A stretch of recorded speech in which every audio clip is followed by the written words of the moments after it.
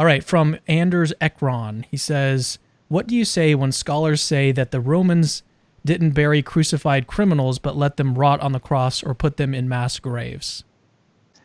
Well, what I say is that in the Gospels, in Mark's burial account, the Romans do not bury Jesus. They probably would have left him on the cross to be picked to bear by birds or to decay.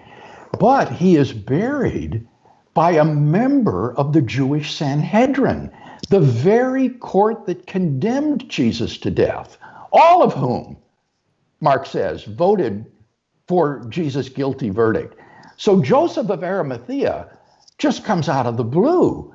Rather than have Jesus buried by his friends or his faithful disciples, he's buried by a member of the very court that sentenced him to death, which is quite unexpected. But given Jewish sensibilities, allowing the body of a crucified criminal to remain on the cross over Passover and over the Sabbath would have defiled the land.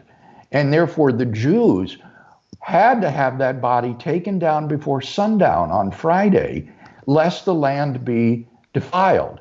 And so it's very plausible that a member of the Sanhedrin would be delegated, go to Pilate and request the body of Jesus to inter it.